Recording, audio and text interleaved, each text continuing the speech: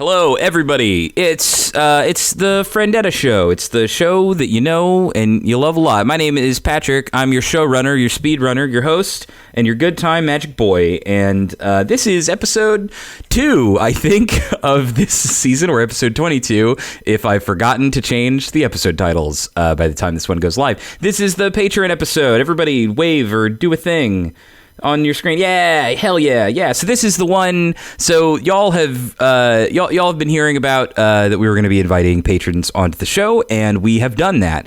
Regrettably, against my will, it has ended up happening. No, but we have 3 of them here, and we'll introduce them all in short order, and we'll introduce the decks they're playing, and it'll be a whole fun time. If you are watching this and you're saying, "Hey, I like this show," or it's just kind of okay, but I want to be on that thing. So we had a raffle. The raffle is now over. We chose 6 lucky people. 3 of them are on your screen now. However, because of the just amount of hype and excitement that was going on, we're actually going to continue doing it, but just in a lesser capacity. So if you are pledged to my Patreon at the $1 tier or higher at the beginning of every month, we will be starting on April 1st. So not a bamboozle if you get a message from me, but we'll be starting on April 1st, doing it consistently now. The beginning of every month, we'll just pick 2 names. I'll reach out to those people individually, and then they will be recorded, or they will be included on some of our episodes throughout the month. So if you missed out on the big promotion jamboree and you think, well, that was sad, but I still want to do it, you can still do it. Don't worry. We felt, it's very much in the spirit of the show to, open our table, open the doors to kind of all sorts of folks, and we're going to continue doing that until it proves to be a mistake, in which case we will rescind it. But that is very far in the future and hopefully never happens. So anyways, before we get started, I want to cover 2 more things. We were talking about the patrons, but we also have a thing that we do in the show where we talk about the patron of the week. And this patron of the week is, do y'all want to give me a drum roll? You want to give me one? There we go. Oh, that's very good. The patron of the week is... It's Morgan Hillsman. Morgan is just a fantastic, sweet person. One of my very first supporters when I started streaming. Shout out to the morning crew, and also was picked over one of you 3 to be on this episode, but she couldn't come and thus passed along her spot. So thank you very much, Morgan, for supporting me, for being a great friend, and for enabling at least one of these losers to do the show, and they're on to the lose. Then the other quick thing before we go is I want to give 2 shout outs to the folks who work the hardest on this show, beyond the people that you see on the screen. Number 1 is Carlos Picone, does all the thumbnails, has made fantastic art for us, both the outro art and the amazing thumbnails and all of the headshots that you see. You can check out his work at carlospicone.artstation.com or artstation.com/Carlos Picone. I haven't recorded one of these in over a month because we've been out of commission for a little bit, but Cameron will know and Cameron will fix it. And then speaking of, the last and most important shout out is to Cameron Hill, our editor, our good friend, the 5th player at the table, the 6th player being YouTube. All of you. Cameron is a fantastic dude, a great friend, one of the best people at his craft, and does his damnedest to make sure all the goofs and fun and action comes across on screen in a very, very exciting way. So he is also the proprietor of the Coventry podcast, a real play D&D podcast that just recently in the last month ended their first season. It's really emotional. You should check it out. It really, really kicks ass, and they're going to be messing around with a bunch of one-shots. So if you decide to pick it up and you think you're like, wow, I really like this crew, but it's sad that they're going to be gone. They're not gone forever. It's going to be a whole thing. Check it out. Anyways, moving on to the deck intros. I'm gonna go first, and then I'll prompt everyone, and we'll do the other thing, because I know you're not tired of me talking yet. I am playing Aminatou, the Fateshifter. I played this against Tien and was brutally murdered, as well as some other of my friends. This is she's sort of a weird commander. She's from the Commander 2018 set, and my deck is entirely built around trying to maximize both the plus ability, the draw a card, then put a card from your hand on top of your library, and the minus, where you sort of blink or flicker another permanent that you own. My feeling in checking this commander out was that it's actually pretty bad to go in super hard on one version of the deck or another. And so there's a lot of flexible, value-y, grindy, dirtily lines in this where I'm just going to be blinking things for massive value. I don't really know how I'm going to win the game. I didn't include any of them newfangled infinite combos or anything like that. So really what this means is I'm going to like play a Cloud Blazer, draw 6 cards off it, piss everybody off, die very early, and then they're going to fight amongst themselves to try to win the game or something like that. But yeah, that's it. When last y'all saw this deck, it was under the borderline restriction, which is very fun to build for. This deck is not, because I couldn't find a lot of those cards and was putting this together last night. So it's probably gonna be a little stronger than you remember. Next, we're gonna move on to the Bone Man over there in the boneyard with the cool stuff. Hi. Nathan, go ahead and introduce yourself to the folks out there and let them know what you're playing. Hello, everybody. My name's Nathan. I'm a chef from Toronto. I'm here today to basically make Patrick's indigestion just rupture. This, when we announced we were doing Patreon episodes, I was like, some fucker is going to do this to me. Is literally just going to bring Golgari grave bullshit, and here it is. This is what I deserve. So you're playing who long time shit poster, first time on gonna get ripped apart by the comments. So please don't be nice. But Nathan, you are the comments. This is. I know. You can protect yourself. I am. I've been grilling Patrick about his hatred of Life from the Loam since the first time that he admitted that he hated it, and I love that card. So it's just been like, the only way I can show affection is to be terrible to somebody. So yay. So you're playing. Who is it? Tell us about what the deck is going to do. I am playing probably the greatest commander ever, at least in my opinion, Meren of Clan Nelpa. She's a graveyard value deck that I've just been playing around with and whatnot for like the last couple of months at least. And I'm basically here to turn my library upside down and put it in my graveyard and then just make everybody hate me. Yeah, and one interesting thing, because people who've watched the show for a long time know we have like Matt, we have Zach, we have a lot of people that play a lot of graveyard decks. Meren is a little more interesting, in a different way, I would say, because you actually care about returning creatures constantly. It's all about enter the battlefield triggers, leave the battlefield triggers, just recycling things through my graveyard, just abusing effect after effect. Like, I run almost a 50% creature base in this deck, because if it's not on a body, I can't abuse it. And Meren just abuses bodies. Yeah. It's great. So if my deck is going to be, like, blinking things, you're like Grave blinking them. They're going to go away, they're going to come back, they're going to go away, they're going to come back. You're going to blink them up and down. I'm going to murder them for value, and then bring them back for more value, and maybe in between do some kind of graveyard combo nonsense. Yeah. So somewhere in there, maybe try to win the game. All right. Well, moving on, hopefully someone else who maybe has a better understanding of how to win the game. Dan, introduce yourself and tell everyone about who you're playing. Hi, everyone. My name is Dan. I'm currently living in Baton Rouge, Louisiana, the sweatiest place on the planet. I'm playing... Trivia. Yeah, it's a swamp. I'm playing Krav, the Unredeemed, and if you notice, there's something missing here, because he has this partner with Regna the Redeemed, and I decided, no Regna, mono black Krav, just because I like to do things different. So this is sort of a guys' nights out, so I'm playing cards like Overseer of the Damned, Harvester of the Souls, and Demon of Dark Schemes are his buddies that come out and they try to get value by killing things on your board and then creating tokens or fodder for my deck, because his second ability is pay black, sacrifice X creatures. Target player draws X cards, then gains X life. Put X +1/+1 counters on Krav, the Unredeemed. So get him big, swing in, and then to top it off, I've got things like Sadistic Glee to just make it all that much more fun. Yeah, and this is kind of interesting because I think normally... obviously, it's unique to have a solo partner when, a lot of people will be like, why not just play both colors? But, there's kind of like almost like a mini Voltron idea that you have with Krav, because you can be, keeping up with the rest of the table playing this grindy value game, but then it also looks like you can say, well, sack my entire board, make Krav enormous, kill some of the commander damage out of nowhere. It seems like there's a lot of kind of interesting flexibility in the mono black build, which is pretty cool. And there's a lot of demons. Yeah. You know, if you're a big fan of demons out there, it seems like there's going to be more than a couple of demons. There's not too many, but there's enough. Like I said, it's a little bit of a guy's night out, and he'll get it done. Yeah.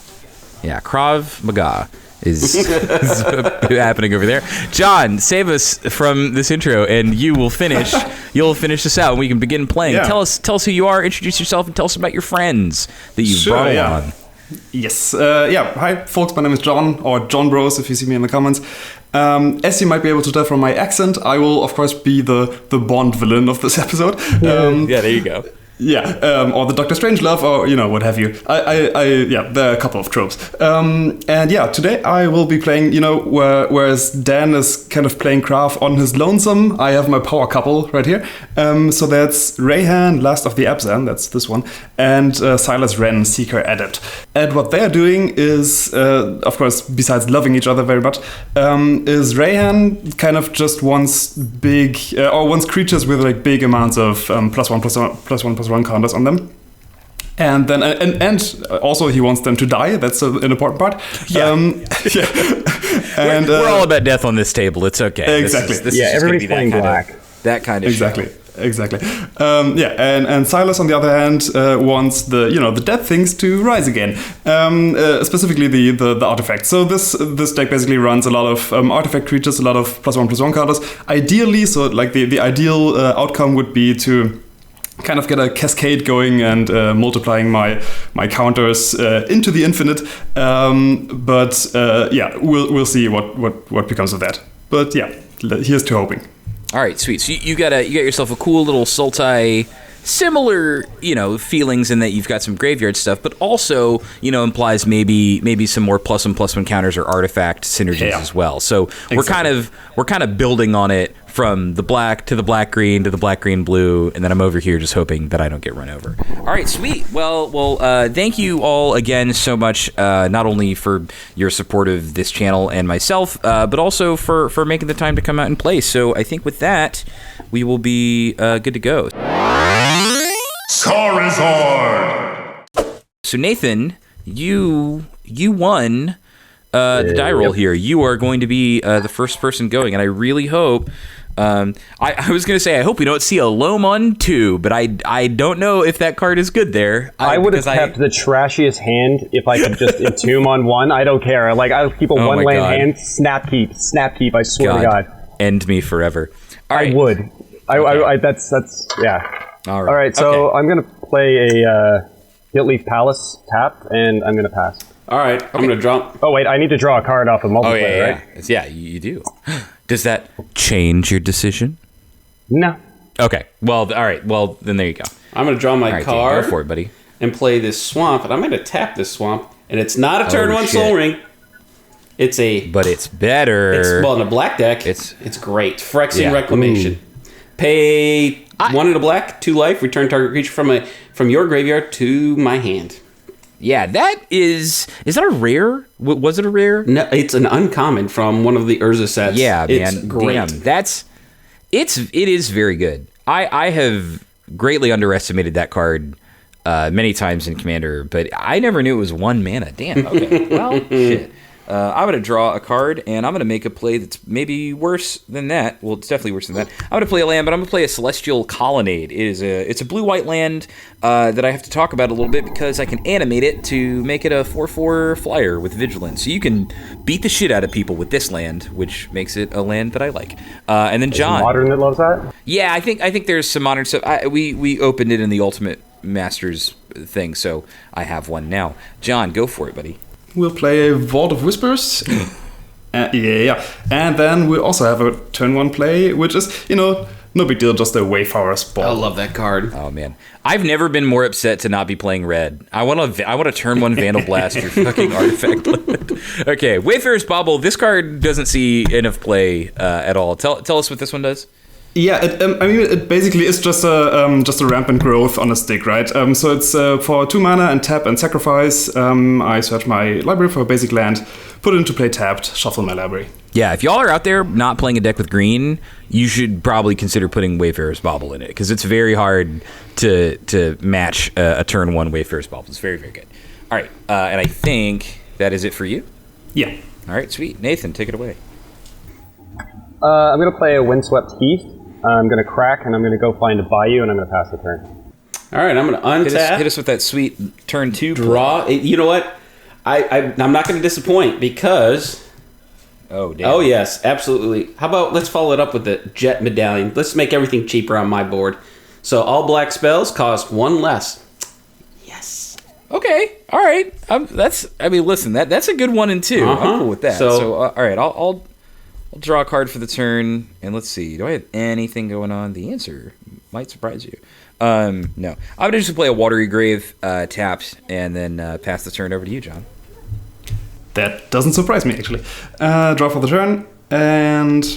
Okay, so we could just crack the bauble, but I think we'll play a forest, actually, and then, just do the real thing and play an actual rampant growth. Oh, wow. I see.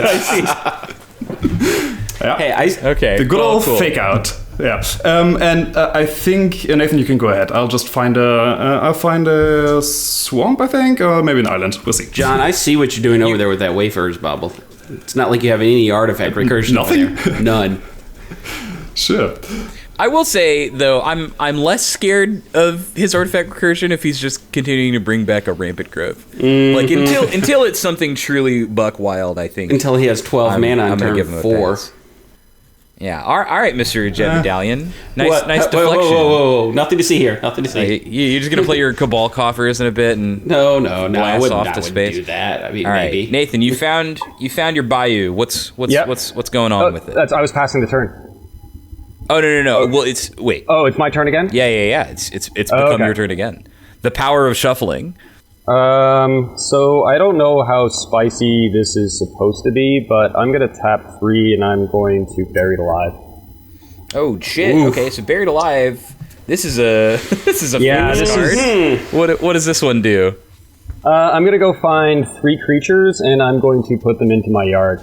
Okay.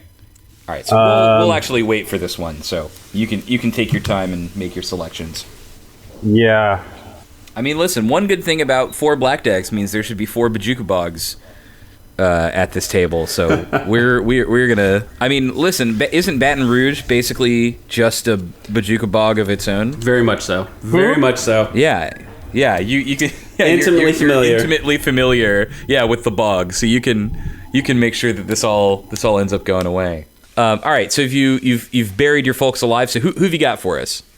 Walking Ballista, Phyrexian Devourer, and Necrotic Ooze. Ugh. Okay. Well, so we're gonna need to read those. So I just shoved Walking Ballista, which it has no relevant text in the graveyard, but as it says right now, Walking Ballista enters the battlefield with X1/1/1 counters on it. For 4 mana, put 1/1 counter on Walking Ballista. And then the interesting part is remove a 1/1 counter from Walking Ballista. It deals 1 damage to target creature or player. Yeah, so you kind of build it up with counters and then you machine gun them off. It's a machine gun. Yeah. Phyrexian Devourer. If Phyrexian Devourer's power is 7 or greater, bury it. For 0 mana, has the activated ability of remove the top card of your library from the game and put an XX counter on Phyrexian Devourer, where X is equal to the card's casting cost. And then what we have on the other side is Necrotic Ooze. And Necrotic Ooze is on the battlefield. It has all the activated abilities of all creature cards in all graveyards.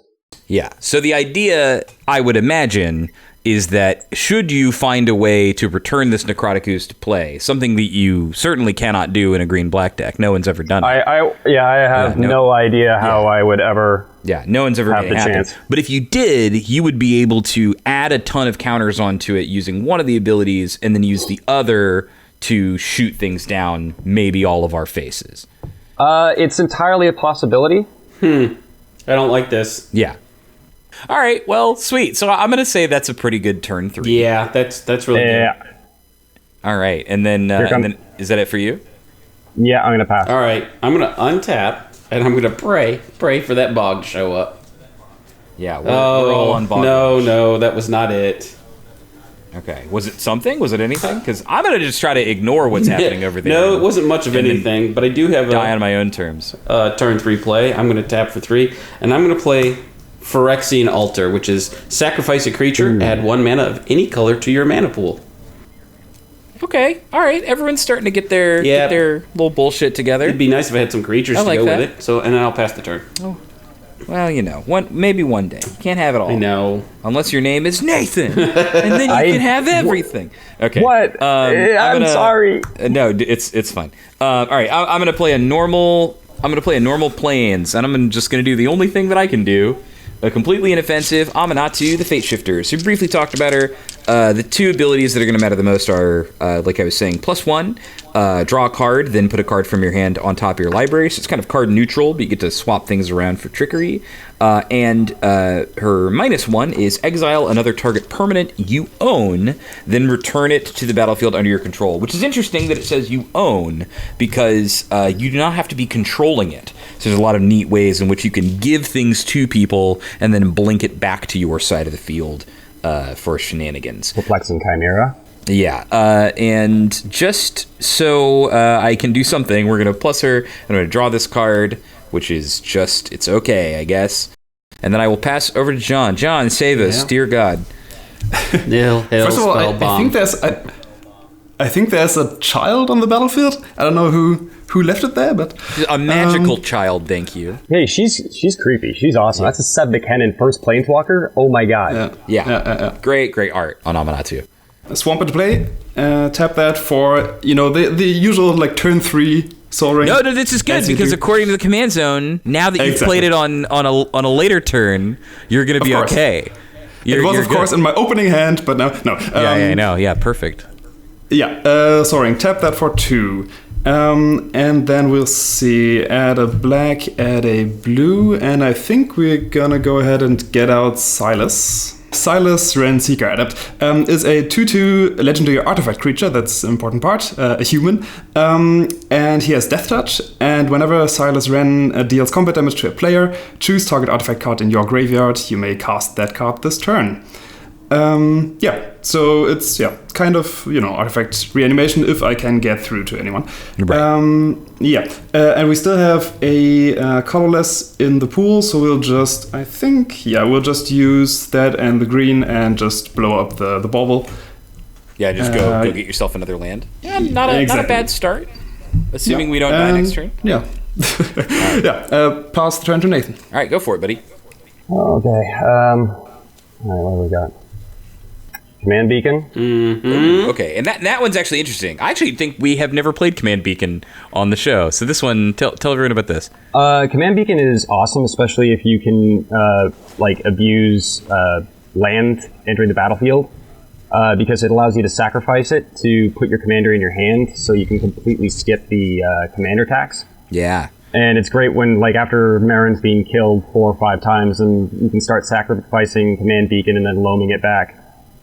Oh, yeah. I didn't even think about that. All right, okay, cool, yeah. So this in kind of a roundabout way can allow you to maybe circumvent the commander tax after removal. All right, sweet, cool. So you've got that. You got 4 lands. What else do you have? Hopefully nothing.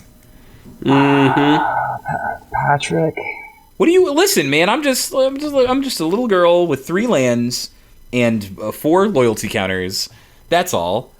That's all I want. I just want to grow up big and strong one day and blink Kaladesh people that allow me to draw cards or something. That's that's a simple dream, a simple goal. What are you gonna literally table kill us right now? Is that this exact moment? Possibly. Yeah. Well, yes or maybe. Yes. Oh, okay. Well, shit. Yep. I just drew it. No, sweet, go for it. I mean, at this point, we could maybe just do a second thing because this is probably 10 minutes into the video or something. So yeah, no shit, no, dude, go for it. Listen, okay. I don't appreciate blue or green black decks, but there is someone out there who this is exactly the content for, and you are about to open someone's eyes to a whole world. All right, of bullshit. Okay. In that case, for that person, I feel a lot better. Thank you. Yeah, you actually believe it. Yeah, I feel a little bit better because here we go. But it's sweet. Just do it. Just murder. You put the cards in your deck to murder us, and now you're about to do it. Yeah. So I'm gonna tap a Bayou. Okay. I'm gonna tap Reanimate. Okay. So any responses? No, I don't believe so. John, you Nope. got any Force Wills in your budget deck? Nope. All right. Foil is a card. Foil is a card. Okay. All right. So let's assume absolutely no one's going to stop you, and with as much clarity, walk us through and the viewers at home how this is going to work. All right. So here we go. Reanimate says, put target creature card from a graveyard onto the battlefield under my control, and I lose life equal to its CMC. Okay. So I'm guessing this is going to be Necrotic Ooze. Necrotic Ooze is going to come to the battlefield. All right. And you go down to 35 life. Take that. All right. All right. So I'm going to now have Necrotic Ooze become a copy of both Walking Ballista and the Phyrexian Devourer. Or rather, it gains the abilities of it. It gains the ability, yes. It does become the copy, yes. I see. Okay. So I'm going to pick up my library now. So you're going to infinitely stack the Phyrexian Dreadnought triggers. I am going to ping you for 2. Yeah. And then ping you for 5. I see. And then ping you for 3. Yep. Skip. Okay. All ping right. you for 4. Loving it. Would you like me to continue the loop and count down? No. We're all incredibly dead. I'm sorry? No, what? No, you were fucking dead, homie. That's cool. Yeah. All right. Well, so we've been recording this for a very little time. So you know what? This is the first time we're gonna do a game 2 in history, unless I have a Feldegrif deck I can play. No. Literally, don't change your deck, man. We already set everything up. I'm just saying this is the first time we're ever just gonna go to a game 2 because we have the time. Okay. Because it ended so quickly. I'm sorry. Yeah, it's cool. It's really cool. Please stop. It's okay. I'm Canadian. I have to apologize for literally everything, or else I just explode. And I'm an American, so I have to tell you how to be. Fair enough. Yeah, I mean it's cool when you get to see how the deck's supposed to work, right? So now, if you do it on turn 4 in the next game, I will hang you. No. I'm still hoping for that turn. I didn't even get to dredge a card. I don't feel satisfied. Yeah, that's not a real victory. Okay. No. Yeah, Dredging life from the loam repetitively, watching you just die inside, is the true victory. All right, so we are doing our first ever game 2 on the channel because we died at such incredible speed. So we're just gonna reset everything, and then we're gonna make Dan go first so that Nathan has to go last because eat shit. Sorry. No, you're good. But okay, so I think everyone is good to go. So Dan, all right, start the turn. Draw a card. Hey, I'm gonna play Swamp, and I don't have any cool turn 1 play this time. Wah wah. That's fine. Honestly, everything that we now do is gonna pale in comparison to the previous game, so I think we're all good to go. All right, I'm gonna draw, and I'm gonna play a Temple of Silence. So this is one of the Scry lands, and I'm going to take a look at the top of my deck, and again, I don't want you to keep apologizing. It's just funny because now I have to evaluate every card in my hand as does this actually do anything against keeping us from dying? And I don't think it is, so I'm just gonna put it to the bottom, and I'm gonna pass the turn over to you, John. Yep. Draw for turn. Okay. It's gonna be hard to politic from this point onward. Well, if you just do nothing.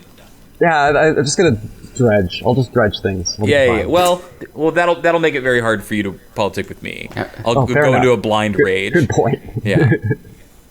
Actually, I thought about playing that first, but actually I'll play this Mishra's Factory. Ooh. Oh. Yeah. Okay. So you can turn this one into a person. Into a 2/2 assembly worker, exactly, for 1 mana. And then I do still have a turn 1 play. This time it'll be the Implement of Ferocity. What the hell? Really doesn't do anything. That's one of those common cards that you can really only play in this deck. It's a 1 mana artifact, and for a green mana and sacrifice, I can put a +1/+1 counter on target creature. I can only do this as a sorcery, and when the Implement of Ferocity is put into my graveyard, I draw a card. Okay. All right. Cool. That's a nice little. It's my favorite thing when people do turn 1 plays for cards I've never heard of, because you're always expecting the worst, and then you're like, and it's a draft common. And I'm like, oh shit. Okay. But it looks like a good draft common in this deck. I see you got your counters, got your artifact. Exactly. Okay. Yeah. Go ahead. Yeah. So since everybody's playing black today, I'll just help everybody out. I'm going to draw, and I'm going to play an Urborg. Urborg, Tomb of Yawgmoth. What does that do? Urborg. Everybody should know what this does by now. Everybody's lands are swamps. Yeah, they're all swamps, in addition to their other things. I think that's the only... Yeah. A lot of people are like, does that mean... Is it like Blood Moon? It's like, no, they're just swamps on top of what they do. All right, well, that should... I'm so glad I'm not seeing any red at the table, because that means there's no Blood Moon. Yeah, well, I would not. But maybe against you, maybe I would have sided it in. I'll just side in some mountains and a Blood Moon, switch my commander, we'll be good to go. All right, Dan, I think it's up to you. All right, I'm going to draw. I'm going to play another swamp and pass the turn and do nothing. Loving everyone doing nothing, if we can keep that up. I'll play Mana Confluence, a shiny little Mana Confluence. Pay 1 life, add 1 mana of any color to my mana pool, but I can bypass that because it's also a swamp. Draw. Okay, let's see. Okay, so we'll play the forest now. And since I don't have anything else to do, let's just go for some early game aggression. I'll turn this factory into a 2/2 assembly worker. Oh damn! And I'll just punch Nathan in the face. Hey, there we go. There we go. All right, send him to 38. Messages. It's where he belongs. Exactly. 38. Exactly. Yeah. All right. It's a 2/2. It's a 2/2. Yeah, it's a 2/2. That's the first time I've ever seen a turn 2 assembly worker get in there. I love that. That's add that to the list of shit I've never seen. All right, and I go ahead. Yeah. All right, I'm going to draw a card. Going to play a Tainted Wood, and I'm going to pass the turn. Draw. Did not show my cards. You didn't see that. Yeah, you didn't see that. I have only seen every card you've drawn this game. Oh, great, awesome. It's like you are pointing it direct. I was like, is he doing it? Is this is this a flex? Yeah, no. Is this a show of dominance? Is this the alpha swamps? That's that daylight savings is messing me up. It's okay. You're good. Let's actually put a creature out on the board for once. Grim Hairspecs. And we're not morphing it, we're playing it face up. And whenever a non-token creature I control dies, I get to draw a card. And then pass. I'm going to take 2 damage to have this Hallowed Fountain come into play tap. So I go to 38. And then we're going to play everyone's favorite sad robot, the Daft Punk Solemn Simulacrum. So I'm going to go get a basic land, put it into play tapped, and then when it dries, I can draw a card. Let's play some more non-basics. Or swamps, I mean. This is an Opal Palace. That's one of the commander cards. It usually just taps for a colorless, or in this case a black, because we got Urborg on the field. But it also can for a colorless and tap. It adds 1 mana of any color. And if that mana is spent to cast a commander, the commander gets a +1/+1 counter for each time it has been cast this game. Sadly at the moment I lack the mana to actually use the ability, so we're just gonna cast Reyhan the regular. Reyhan. Okay, and so which one is? Give me all that good text. Yeah, Reyhan, last of the Abzan. He's the last of the Abzan, so you can't actually play any more Abzan cards. Yeah, it's all done. Yes. So he's usually a 0/0 human warrior, but he comes into play with 3. Let's do that right now. 3 +1/+1 counters. And he says whenever a creature you control dies or is put into the command zone, if it had 1 or more +1/+1 counters on it, you may put that many +1/+1 counters on target creature. So, just shuffling counters around. And that's it for me. The lore on Reyhan, Lost of the Abzan, is pretty cool. I actually don't know it, to be honest. Are they just the last of the Abzan? Well, after the war with the Dragon Lord Dramoka, the Abzan Dagatar surrendered basically the Abzan to the Dragon Lord to try and save the people. But there was a small contingent of the Abzan that didn't want to give up their necromantic heritage, and Reyhan, along with some other ones, broke off into a new sect of the Abzan. They were swiftly taken out by the rest of the Dragon Lords when they during the Confall, or I think after the Confall. But yeah, no, she's pretty cool. Yeah, cool. All right. Sorry, No, you're good. Look, everyone, sound off in the comments for that lore drop.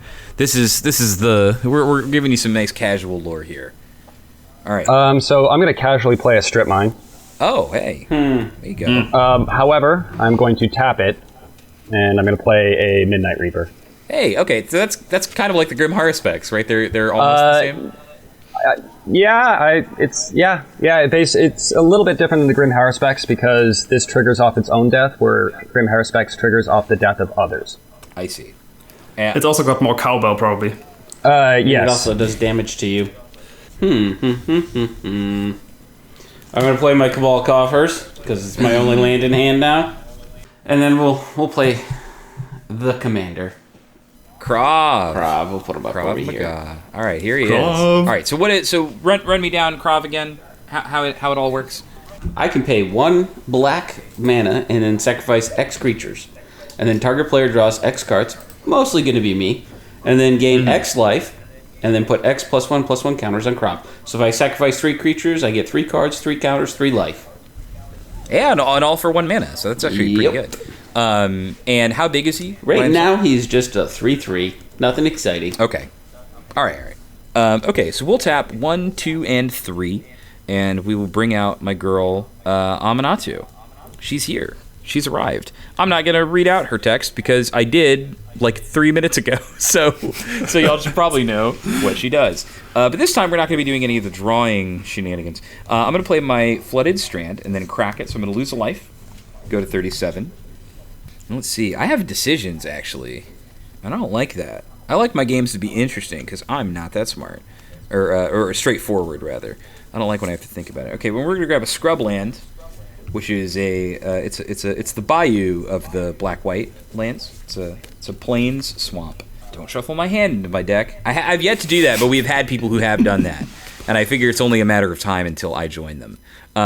Cool. So we've got her out. We've got the sad robot. And I'm going to tap 3, and I'm going to play an enchantment, Oath of Liliana. Oath of Liliana is a legendary enchantment that when it enters the battlefield, each opponent sacrifices a creature. Which, that's what y'all want to be doing, right? So you're okay with that. So all of you lose a creature, and then at the beginning of each end step, if a planeswalker entered the battlefield under my control, get a 2/2 black zombie. Which it will trigger because I have Aminatou that entered play this turn. All right, so y'all are losing the Haruspex, the Midnight Reaper, and Rand. Sorry, we sacrifice a creature? Yeah, everyone sacrifices a creature. So I'm going to lose a life and draw a card? Yeah, so you go to 37 as well. I'm going to attack Nathan for 2. I'll take 2. You go to 35. And then I'm going to use Aminatou to down tick to blink Solemn Simulacrum. So it leaves play, re-enters play, and I'm going to go get another basic land into play tapped. And then at the end of my turn, because a Planeswalker entered play this turn, I'm going to get a 2/2 zombie. But yeah, that's going to be it for me. Take it away, John. All right. Well, let's see. Yep.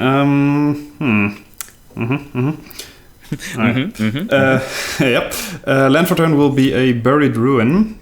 This usually taps for a colorless, and it can also sacrifice to get me an artifact card back from my graveyard into my hand. Let's maybe just do this. We'll just tap 4 and play out... let's play out Jorah's Familiar. So that's a 2/2 bird, artifact creature, and historic spells cost 1 less to cast, so that's artifacts, legendaries, and sagas, which I don't play, but Okay, cool. So just a lot of your stuff is cheaper now. Exactly. So how are we feeling about that, Cabal Coffers? I feel great about it. I think it's awesome. Yeah, I would imagine so. I mean, I don't know. It's netting me 1 mana right now. I'm starting to do things, so I'm not even gonna try to advocate that other people get punched as hard. That's between you and God, is what I would say. Well, I think after we saw what my deck just did, me and God are not big on speaking terms. I see. Well, I mean, depends on the god, right? Yeah, fair enough. Good point. Really Good point. Yeah, it really yeah. does. Yeah. All right, I would so say I'm just gonna follow your heart, buddy. I'm going to play a Twilight Mire. And what's the trigger on Liliana's Oath? It's whenever a Planeswalker enters the battlefield, everybody sacks something? Or it's just No. It's when it enters the battlefield, each opponent sacrifices a creature. The zombie thing is, at the end of each turn, it checks to see if a new Planeswalker entered play. And it'll So you can just blink that again and just make us all sacrifice? Yeah, absolutely I can. Okay. That is absolutely possible. It doesn't have to happen, but it could. That's what we're working with here. I'm wondering if I just play Meren, are you blinking that? Man, Maybe, I don't know. I don't want to because you could get Kraj as well. Yeah, but I'm thinking it's pretty likely that Dan's going to play another creature here, at least to protect against it, because I imagine he's got a lot of creatures. And I also don't really want to ruin John's day. I would say it's okay. I would say I can't promise you I won't, but I'm feeling pretty medium on it right now. You're feeling mean right now? No, not me. I said medium. Like, I don't know. Like, I'm not really feeling. I'm not like excited to blink this thing. I'm probably gonna try to do more things with my life. Okay, and in that case, I will play Meren. Yeah, go for it. All right. Is that your turn? Yep, turn. Untap. Draw. We're gonna make 5 mana again. 5 manas. So this to activate Cabal Coffers. Yeah, and of course, for people, that's because of the activation of Cabal Coffers. But because Urborg makes it a swamp, it is also a swamp. Yep. So you gotta get out of control with that combo. Well, I think Krav, like I said, it was Guy's Night Out. Let's bring a demon along with him. It's the Archfiend of Depravity. So flying at the beginning of each opponent, that's keyword, end step, that player chooses up to 2 creatures he or she controls, then sacrifices the rest. Yeah, so no more than 2 creatures for all of your opponents, but you get to have as many as you like. That is correct. And then I'll pass the turn. Is the case. All right, sweet, cool. I like that guy. I like that big demon. Okay, I'm going to just play a Creeping Tar Pit. Tapped. I can animate it to make it a 3/2 unblockable, so it can kind of submarine and get at folks if I absolutely need it to. Let's see. How big is Joy's Familiar? 2/2. Okay, so I'll probably attack you for value with my Solemn. No blocks. Okay, so you take 2. Yep. And then I will down tick Aminatou once more, and I will blink the Solemn, and I will go find another tapped basic to put into play. Oh, that mana, so jealous. I know, dude, it's great. I'm not playing a green deck, and I'm ramping. You've ramped faster than I have. It's sweet. But yeah, so I think that is going to be it for me, so take it away. So, for 3, we're going to be playing a Nev's Disc. Nev's Disc. So that, for people who don't know it, it enters the battlefield tapped, and for 1 mana and tap, I can destroy all artifacts, creatures, and enchantments. So, just having that loaded gun over here. Yeah, okay. All right. Put it on the table. And then for 1... Yeah, let's do this. We're also playing an Altar of Dementia. Ooh, that's a good one. So... Yeah, this one says I can sacrifice a creature to have a target player put a number of cards from their library into their graveyard equal to the sacrificed creature's power. So that's that, and let's see. I'm not seeing any. Actually, I'm not seeing any flyers over there at your side, Patrick. No, I have no flyers. Nice. So let's just. And what's the? I can't read that. What's the loyalty count on Aminatou right now? 1. Mm-hmm. Exactly 1. Okay. Since you punched. That's valid. Just saying, killing Aminatou actually he can recast her, then reset her with more loyalty. That's actually not a good thing. Yeah, he has to +1 her now. He has to do the top of the library shuffle. I mean, I guess this should. And Aminatou is what, 3 mana or something? Yeah, 3 mana. So it'll be 5 mana, of which you can see. I do have the ability to pay for. Yeah, I see. Then let's maybe just punch you, Patrick. All right. We took aim at the Aminatou, but then just I see. You kind of went off course and punched me in the face. All right. Exactly. So I'm at 35. Nathan's at 35. You're at 38, and Dan is chilling at a cool 40. Yeah. Okay. That's it. All right. So I'm going to draw. So I'm going to play a Phyrexian Tower. So I'm going to tap to play... Oh, wait. Everything's a swamp. Yeah, it's all swamp. Viscera Seer. Okay. So Viscera Seer is what? Tell people about that. This is a really solid... Viscera Seer has 1 line of text that says, sacrifice a creature, scry 1. The only part of the text that matters really is sacrifice a creature. The scry is nice, though. Yeah. As we have talked about before, sacrificing creatures for free whenever you want is very powerful. Yes. I'm then going to tap 3 Grim Haruspex. I'm then going to sack Visceraseer. Okay. It's a Phyrexian Tower, giving me 1 experience counter. 1 bone, please. And returning that to the graveyard. And I'm going to use that 2 black to cast... We also draw a card, right? I scry 1. Well, no, you draw a card from Grim Haruspex. Oh, Grim Haruspex, yes. Yeah. I'm going to scry, then... do I stack the trigger, scry, then draw? Because you didn't sack anything to Viscera. You sacked Viscera to Phyrexian, so no scry. Yeah. So you just get that. That's just in your hand now. So now what are you casting? Diabolic Intent. Okay. Sacrificing Grim Haruspex. Okay. Giving myself another counter. And then I'm going to go find a card.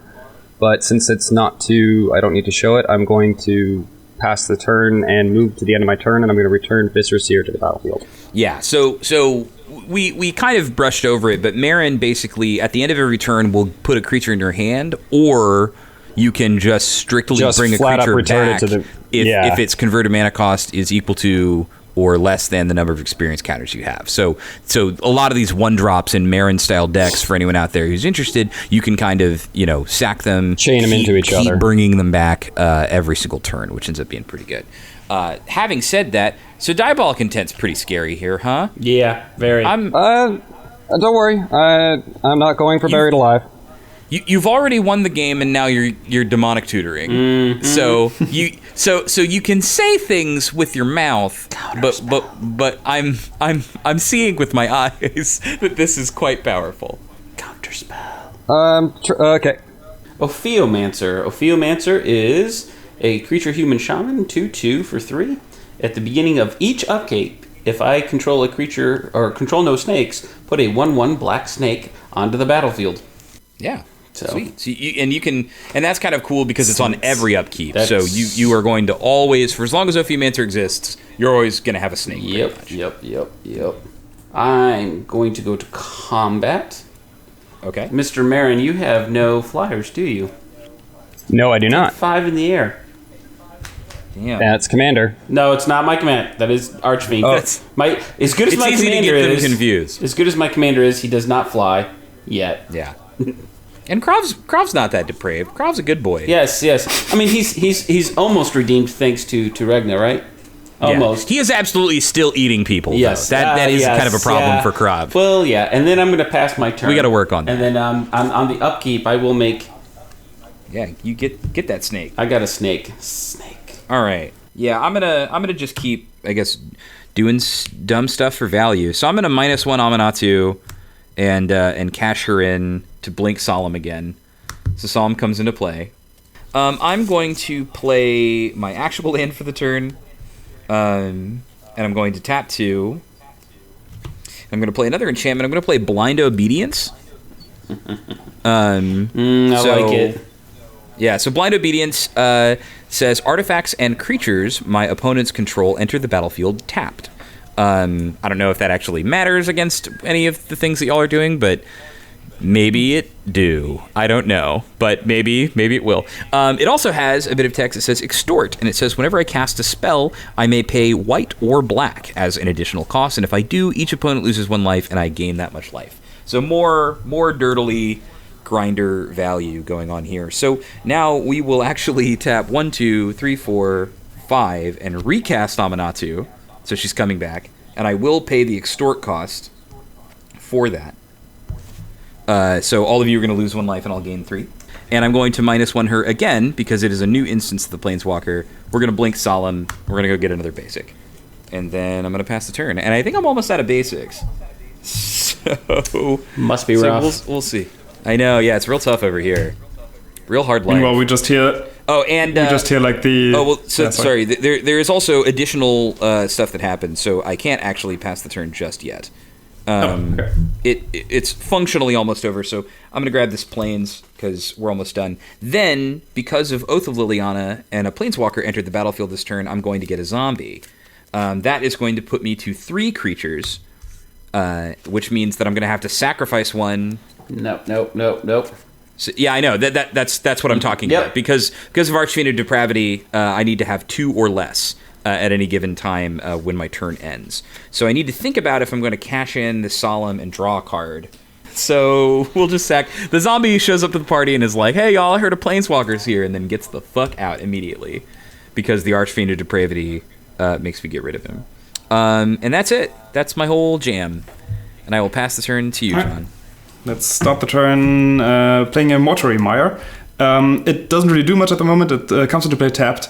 It would, theoretically put a creature card from my graveyard on top of my library. Graveyard is empty at the moment. And then it just taps for black. So that's... so with the discount from the Joyous Familiar, I'll be playing a Dimir Cluestone. So that's just, a mana rock for blue and black. So then maybe let's just do something else. Maybe let's just tap that Cluestone and play. I think like the worst card in my deck for this game, the Executioner's Capsule. Destroy a non-black. Which exactly, yeah. It's for two mana and tap and sacrifice. It destroys a non-black creature, which means that it could actually at the moment destroy the Solemn. You can get the Solemn. You can draw me a card. That's so nice of you. Okay, and I think that's okay. If you don't mind, could I just tap my lands a little differently? Yeah, go for it. Let's leave the factory open and just tap the Opal Palace. Yeah. Do you want to attack Nathan here? Do you want to pile on? You still don't have any flyers, right? Okay. No. So I might just come flying over because I don't have anything else to do. So Joris from all to the face. Right, so he's down to 27. So that's what I'm saying. See, maybe we can get there fast enough before maybe we can somehow win before he untaps with all these cards. Wait, 27? Did I miss some? Oh right, he at the 5. He got hit by the Archfiend of Depravity, a few other things. Yeah, I'm taking a bit of a beating right now. I'm going to play a Nykthos. Okay. All right. So that's it's almost like a Cabal Coffers, but it cares about your devotion to blacks. It's the number of black mana symbols in the casting cost of permanents you own. But right now it's not enough to net anything. Yeah, because you just have 2, and it would take 2 to activate. And it's not just black; it's any color you choose. Oh yeah, that is correct. Yeah. So if you end up having more green, sorry, your mono black deck is making me think that his is a mono black deck. So I'm going to tap Nykthos, filtering mana through Twilight Mire, and Urborg. All right, so we got 3 mana. I'm going to cast Eternal Witness. Okay, cool. So Eternal Witness. Returning Diabolic Intent to my hand. Okay.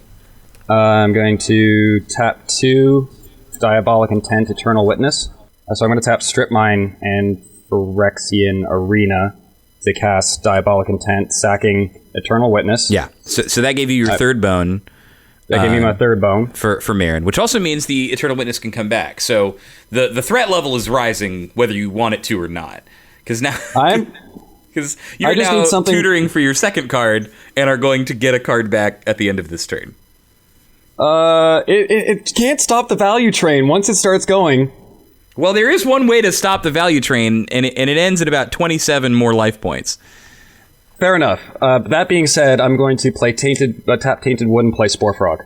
Okay, so Spore Frog is a difficult card to deal with. All right, and Spore Frog is... I'll just read this one for anyone who doesn't know. Spore Frog it's a 1 mana 1/1 that lets you sacrifice it, and you stop all combat damage that would be dealt this turn.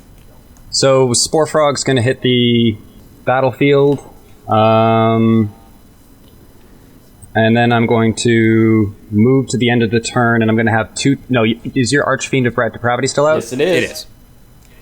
Okay, so what happens first? Do I sacrifice a creature or return a creature to the battlefield? Active player triggers goes first, then non-active. So you would return, right? They're put on the stack that way. So actually Dan's happens. It's active player and non-active player is on top.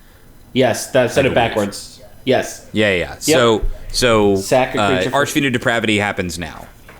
So I'm going to sack Viscera Seer to Archfiend of Depravity. I may have gotten that wrong, in which case YouTube will tell me, but we're just going to do it live. I think you're right. Yeah, so I'm going to sack Viscera Seer. Then Meren's going to trigger, and I'm going to bring back Eternal Witness, which is going to return Diabolic Intent to my hand. And then... Just your third tutor of the game, huh? And before the end of your end step, I'm going to tap 1 black. Yep. I'm going to sack the snake to Krav. Yep. Counter, draw a card, gain 1 life. And on your end step, since it's still in your end step, I'm going to get the snake back, is what I'm trying to do. Yep. Oh. I'm trying to do that in the right way. Wouldn't that mean I still have my zombie because my thing triggered at the end step? So your depravity thing triggered and then my zombie shows up? Is that how that works? Yeah. Probably. Yep. It should be. Okay. Right. Well then he's back. Yeah, he's back. The zombie's back. So on my upkeep, the snake comes in tapped. Then I draw for the turn, and then I'm going to float the 5. I'm going to kill the snake.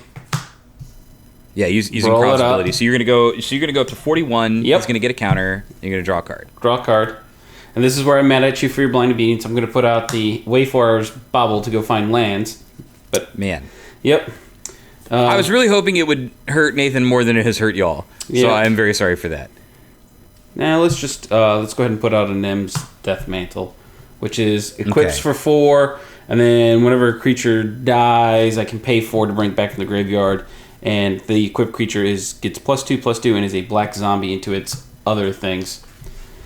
Okay. Not that I think it's going to stick around very long. Thank you very much, Nev's Disc. 1, 2, 3, 4. All right. So you can make something bigger. You can make it a zombie, and then if it dies, you can keep. And more importantly, I now have 7 cards in hand, not 8. And with that, I will pass the turn. And then on the upkeep, Can I interest you in attacking Nathan?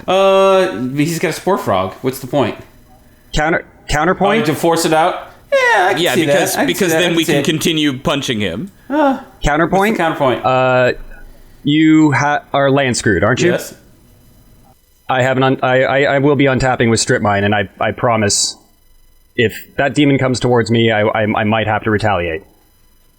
Pat, I don't want to. Pat, and Nathan, you both are killing me. Nathan, I don't want to do it. I really don't want to do it, but that demon's getting pretty big. he's a 5/5. In the air. No, he's 5/4, and this one's just 5/5 on the ground. Yeah, you can just block with Meren. Just take 5. Just take a normal 5. Nobody touches Meren. Wow. All right. Well. Now, okay. I admit, the Strip Mine, just because I'm so land screwed, unlike last game, I'm going to pass. All right. Thank you very much. I'm sorry I didn't want to have to do that. Pat, I totally understand where you're going with this, and you're right. I absolutely should be applying pressure right now, but I cannot afford to lose a land right now. It's the reign of terror right here. All right. I'm sorry. It's okay. I apologize. It's all right. Just look. After we die, after his 4th, 5th, 6th demonic tutor, And on your that'll be upkeep, okay. yeah. You're seeing what I tutored for, if it makes you feel any better. Well, this is what I tutored for. But you're gonna keep doing it. Is Yeah, the thing. that's Like the eventually, problem. I'm seeing what you've tutored for in the past. Soon you will be tutoring for even more. So I'm going to play and crack a polluted delta. So I'm gonna lose 1 life to go find a land. I'll have Watery Grave come into play tapped. Or come into play untapped. So I'll lose 2 more. So I'm at 35. I guess just get our value. I'll keep Aminatou's just been ramping the whole time. It hasn't really done anything. Well, actually, let's see. Let me take it back. Do I want to attack you first? Meren's a 3/3. Meren is a 3/4. Meren is a 3/4. Okay. Well, Yes. I'll send the 2 zombies and Solemn at you. I'll take. Well, how much is that in total? That's 8. 1, 2, 3, 4, 5, 6. 6. I'm gonna pop the Spore Frog. Okay. So pop the Spore Frog and no blocks. No blocks. Okay. And I'm gonna get another counter, Yeah. So bringing me up to 1, 2, 3, 4, 5. okay. So you have 5 bones. So now I'm going to bounce Solemn again. So I'm gonna go get another basic. I know y'all are loving this. Well, don't worry. If you've been thinking Patrick hasn't really done anything this game, just building up lands, I am gonna try to do something now. How much land mana do you have over there? 1, 2, 3, 4, 5, So 6, much. 7, 8, 9, 10, 11, 12, 13 untapped lands. So jealous. I know, it's okay. It's all right. But, I just didn't keep a greedy hand, so, whose fault is that one, really? There you go. Did you just take a jab at my greedy keep? I did exactly. Wow. I'm allowed to do that. That was... Wow. That was... You even said it out loud. You were like, well, I'll keep this hand and then not draw any I was more about hands. to say... And then look what happened. I deserved it. All right, so I'm going to tap 1, 2, 3, 4, 5, 6, 7, 8, 9, 10, 11, 12, 13. And I'm going to place under the stack Torment of Hailfire, where X is 11. Oh. That's horrifying. Yeah. That's not so, good. for those of you who've not seen this card yet, we're going to read it out. I really like its text. It says, repeat the following process X times. Each opponent loses 3 life unless that player sacrifices a non-land permanent or discards a card. So that is going to be 11 times that each of my opponents are going to have to discard a card, sack a non-land permanent, or lose 3 life. So, and now I've always had questions about how this resolves. If each of you make a decision once and then it repeats, or if each player... Like, if we start with, like, Nathan, and then you do 11, and then Dan does 11, and then some... So I got the oracle right here. So in a multiplayer game, each opponent in turn order makes their choice. Then all the actions occur simultaneously. Okay. Then they repeat this process. Dan, you get to make a decision. Number 1, round 1. I'm discarding a card, a Sifter. Okay, discarding a card. Nathan, round 1. So how discarding card? I'm going to sack Eternal Witness. Okay, so you sacrifice a non-land permanent. Yeah. Okay, and you're going up to 6 counters. And then, John, round 1. Yep, sacrificing the implement and drawing a card off of the ability. Okay, cool. Round 2, starting with Dan. Harvester Souls, going to the graveyard. All right, Nathan. Meren of Clan Neltoth. Is sacrificed. There you go. All right. And now I'm up another counter. Yep. Does it So work I think on I'm herself? up to I think she sees whenever... no, another. Okay, I was about Sorry. to say. She doesn't see And you herself. put her in the graveyard, not No, she's going up into... command zone. So the either command way, zone. she wouldn't have worked. Into the cloud. Okay. Yeah, All right. correct. She doesn't die. Yep. Uh-huh. Well, there we go. Okay, so, John. Yep, sacrificing the useless capsule. All right, round 3, Dan. Bonus hunger. Goodbye. Nathan. I'm going to discard Dakmore Salvage. All right. John. By altar. All right, round 4. Start us off, Dan. Hero's Downfall. Nathan. Discarding Yeheni Undying Partisan. Okay. And John. Cluestone. All right, round 5. Are y'all having fun yet? I'm having fun. This is good. This is stressful. Okay. Snake is going away. All right, goodbye, Snake. Snake? Snake! Okay, Nathan, go for it. Discarding Crypt of Agadim. Okay. John. Discarding the salvaging station. Okay. Round 6. Hey, we're just passing the halfway point. 3 life. 3 life. All right, so you go down to 38. Oh, right, we can do that. You can as pay well, 3 yeah. life as an option. Yeah. But some of you probably don't want to be paying 3 life multiple times. Nathan, go for it. Discarding Rise of the Dark Realms. Okay. Well, which one? Which round are we on? 6. 4? This is round 6. Six. Yeah. 6. So we got 5 to go. Yeah. So this is for you, John. That's it. Okay. Yeah. Bye, familiar. Okay. Dan, round 7. 3 life. All right. Go to 35. Nathan. I'm going to take 3 life. Okay. 24. Sure. It seems to be in right now. So You're taking 3? 3 life. Go down to 34. Yep. Okay. Round 8. 3 life. Goes down to 32. Nathan. I'm going to take 3. 21. John. Yeah, me too. 9. Starting with Dan. More 3s. 3. Nathan. I'll take another 3. And Yep. John. All right. So now we have 10 Also- and 11. Are you all just going to pay 6 more another life? 6 from me going down to All right. 23. So 1, 2, 3, Yeah, 4, 5, yeah. 6. 1, 2, 3, 4, 5, 6, and 1, 2, 3, 4, 5, Yeah. 6. So what am I at now? So life totals are 35 for me, 23 for Dan, 22 for John, and 12 for you. There we go. And that's it. And that's That's the one card we were building towards. We're mostly out of juice, but I figured we had to do something sooner than later. So that's it. And John, I'll pass the turn to you. Yay. Snake comes back. Oh well, now the Archfiend of Depravity has stayed around, so I do actually, I think, lose this zombie. That is correct. Goodbye, zombie. You're gone. You're out of town. 4 mana for a Forgotten Ancient. I like that card. Fun guy. Yeah. So this is a 0/3, decidedly not an artifact creature, it's just an elemental. And whenever a player casts a spell, I may put a +1/+1 counter on Forgotten Ancient. And at the beginning of my upkeep, I can move any number of counters from it to other creatures. Now, question is, do I leave open disc mana? Let me just check the board state here. Might not be such a bad. Oh yeah, it's also a tapped Forgotten Ancient. I'm sorry, I hate being that guy. Oh yeah, but it is. No, you're right. You're right. Yeah. No, that's my turn. All right. Alrighty, so this is dire. Is it? How dire is it? I've got 12 hit points. So you guys are doing great, like fantastic, like no worries. Like you guys are doing. You guys are doing great, sweetie. Awesome. You guys are doing great. Well, I would say Dan's still doing fine because he doesn't have a hand, but he does have a bunch of demons. I have 3 Oh cards. You got a bunch of cards. You got a bunch of demons. You can be pretty powerful. Bunch so I of think demons? Dan's fine. I have 2. I'm gonna play a forest. They're all I'm gonna demons tap if you think 1, about 2, it. 3, 4, 5, Yeah. 6. Demon Snake.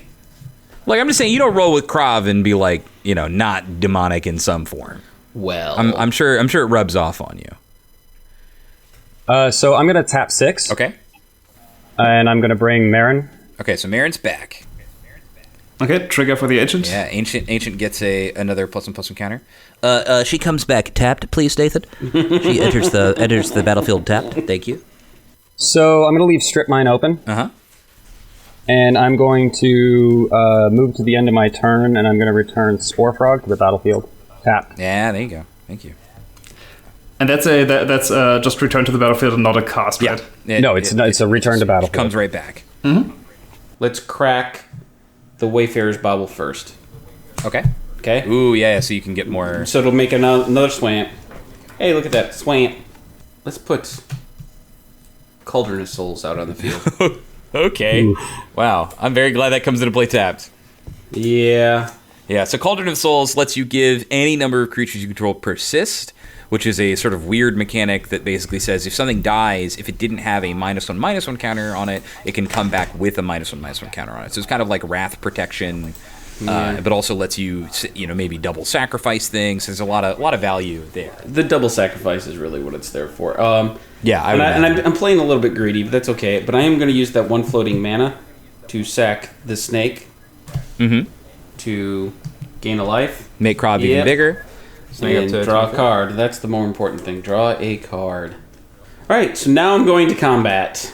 All right, now we're making decisions. So what's your intention with that strip mine? You and I are good, man. How big is Aminatou right now? Aminatou's at 1. You have to. I have got no problems with you. Dan, you have to break out of this. I do, but being so land shy really has. I am going to swing. I mean, your engine is moving. You do have the ability to draw a lot of cards. But since you put us, that Torment of Hailfire was still very, very, very hurting. I mean, it would be a shame if your engines were to disappear. I fully expect the engine to die. It's just saying. All right. But you're at 35 and I'm at 24? I am at 35. Archfiend in the air at Nathan. I'm going to end up losing I know I'm going to lose my Cabal. It's going to suck. It's the right choice. It is. You're a hero. And then the 5/5 at Patrick because I don't live in fear. No, I understand. Trust me. I think it's a valid move. Does Krav fly or no? Nope. Just a okay. Just then I'll he's a 6/6. Nothing crazy. I'll block with Solomon and get the value of drawing a card. It's a crying shame. Okay, I'm gonna pop Spore Frog. Understood. Okay, so actually, so Solemn does not die. I do not draw this card. Solemn does not die. Yep. Yeah. We'll put that and I'm down. going to get 7 counters. All right. Okay, and then I will end my turn, and on the next upkeep, yeah, you get yourself a tapped snake. Because I will say, I'm very happy about popping off the Torment of Hailfire, but I do not have very many cards in hand otherwise. And so that part isn't great. Well, I do have a lot of mana, so I can probably try to leverage that. So let's do this, maybe. Let's attack Nathan for 4.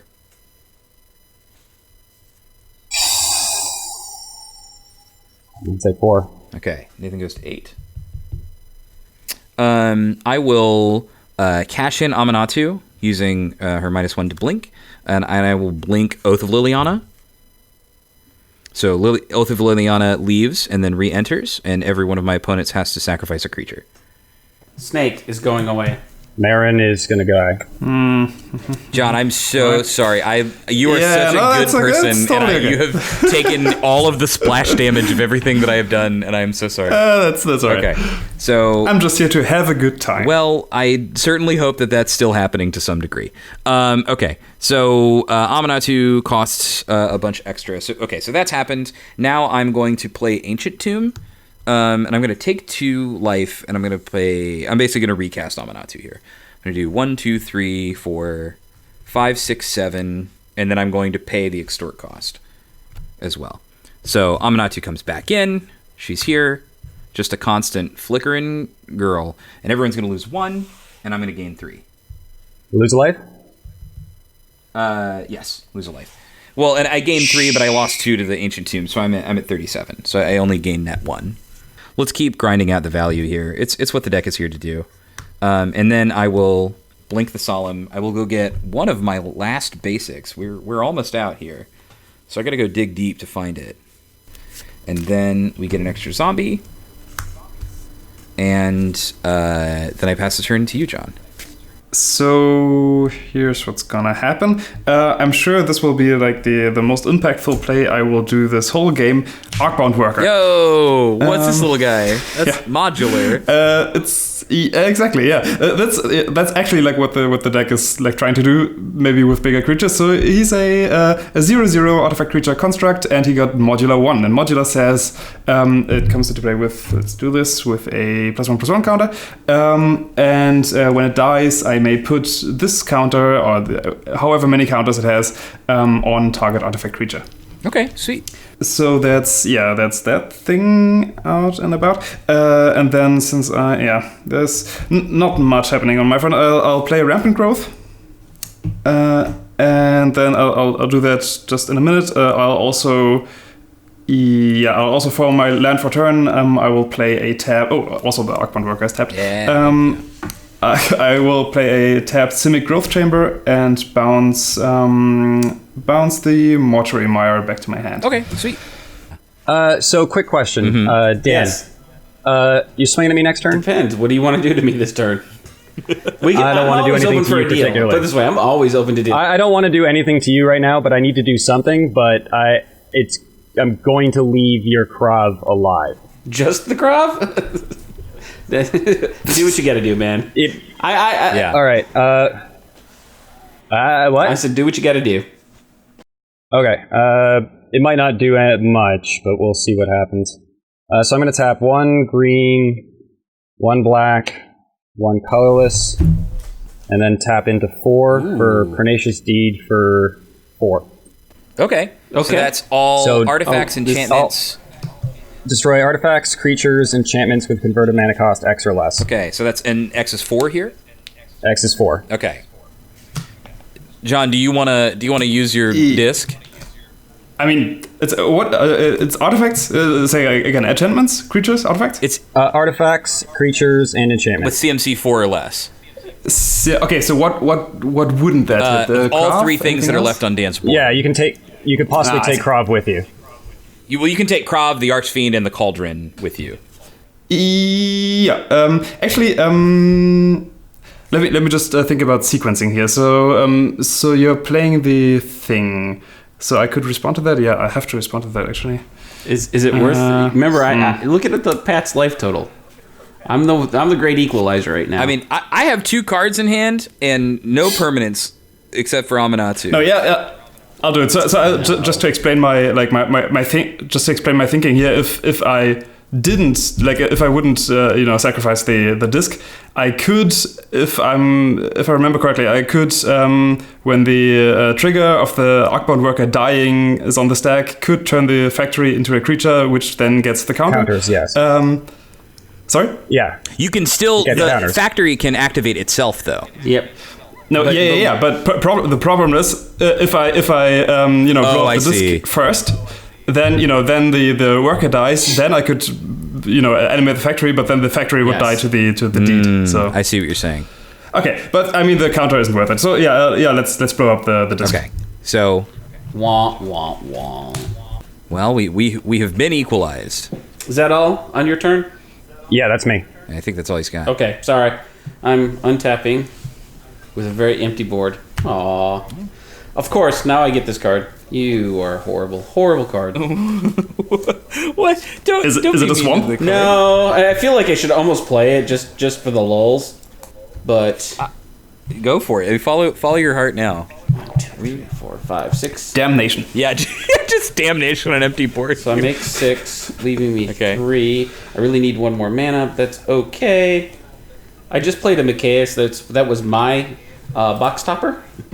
Oh, hey. Oh, yeah, that's great. So it's Intimidate. Whenever a human deals damage to you, destroy it. And then other non-human creatures you have +1/+1, and have Undying, which, by the way, works really well with Cauldron of Souls. But Yeah.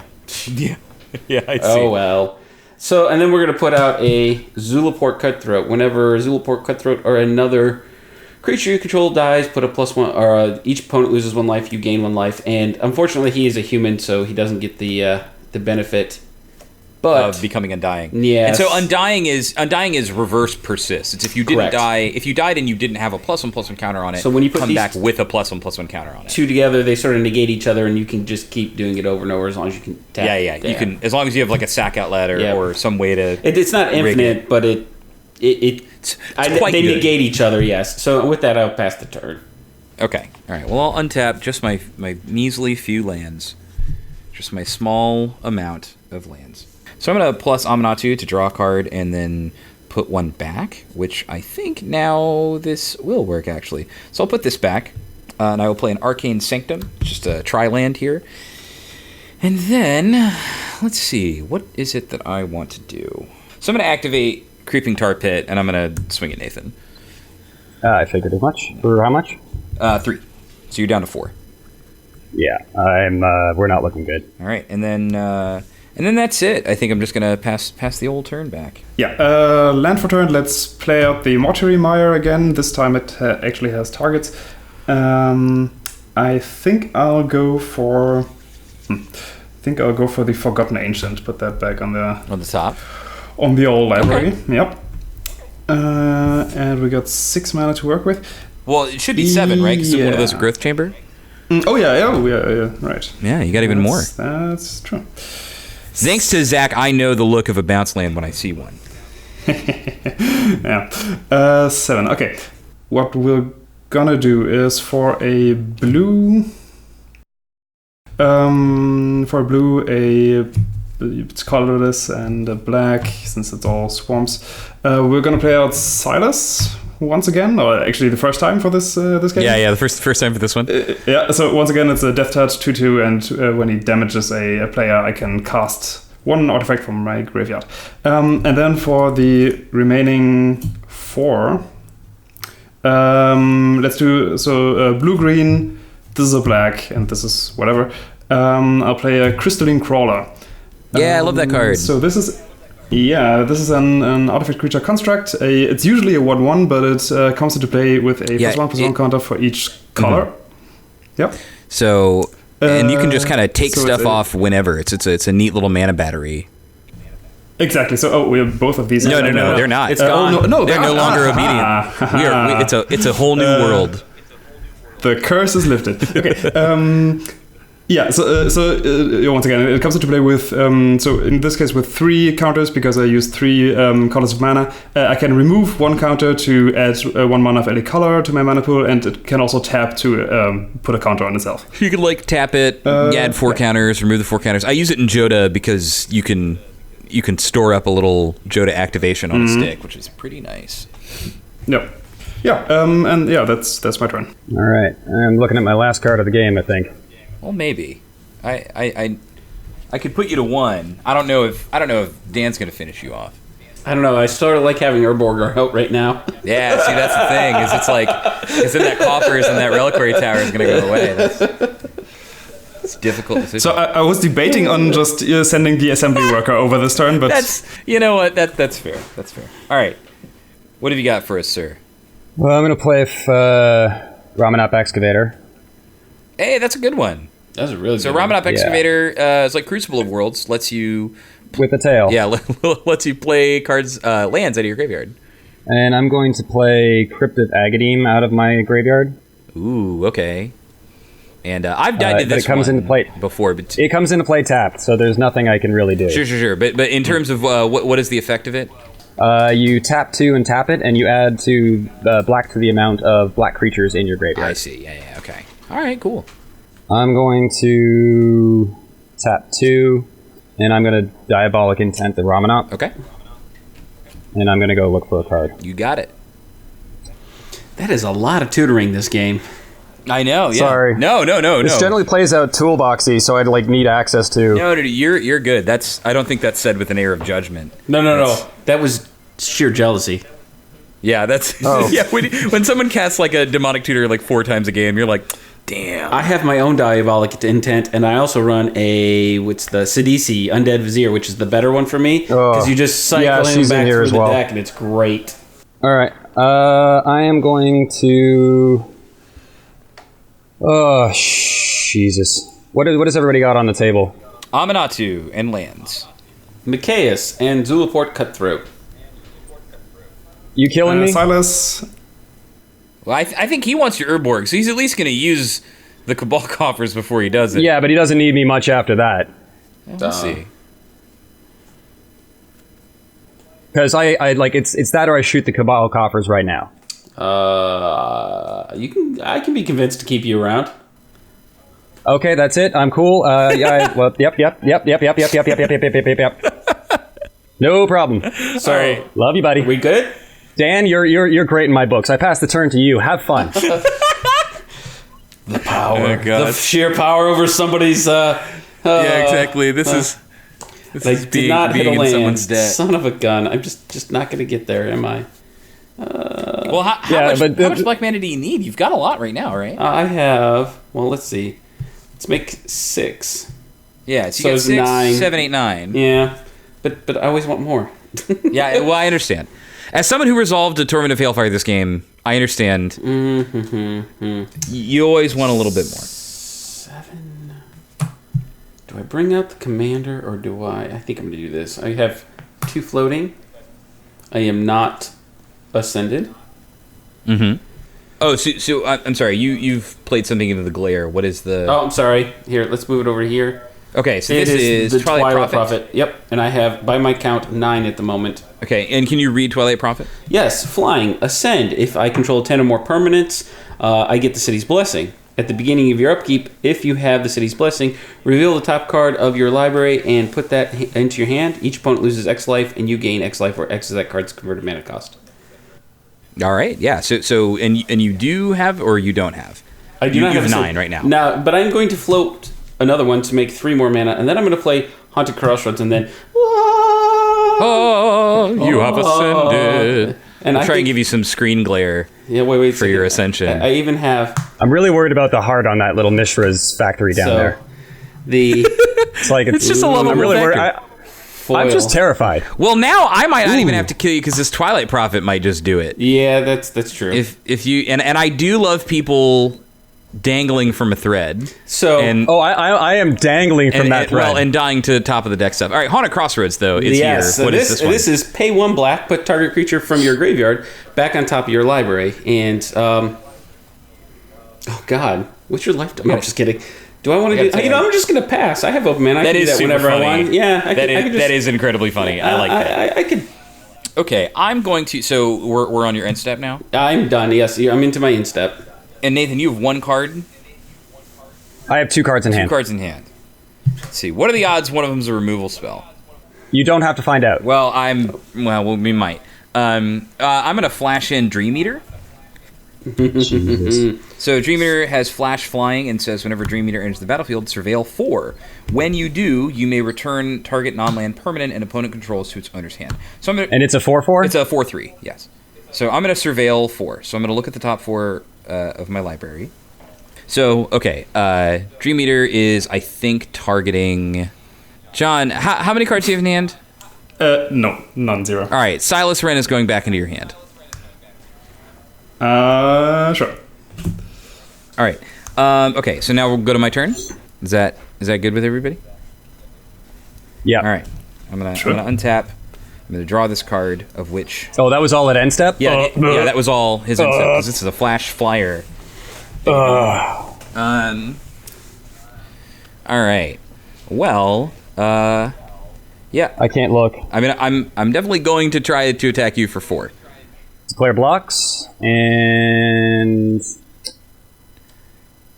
Oh, I see. All right. Well, then that will take you out of the game. GG is my friend. You did beat the living shit out of us super quickly. You had to. Yeah, You had to. I knew if I had untapped, it would have been over. Buried Alive and Living Death is not Rise of the Dark Realms. Yeah, not. Oh, sorry, Living Death. Not what I was excited to see. So, no. Okay, so now let's see how I can conduct the rest of this turn. I'm going to blink, Dream Eater, Aminatou. So I'm going to surveil 4 again, and then I'm going to put Demir Signet into the graveyard. From here, I'll put Cloud Blazer into the graveyard. Ooh, interesting. And I'll put Ghostly Flicker into the graveyard. So I'll keep this one on top. And then I will target Mikaeus. Yeah. So Mikaeus is going into your hand. And then I'm going to 1, 2, 3, 4, 5, 6. I'm going to play Austere Command. Okay.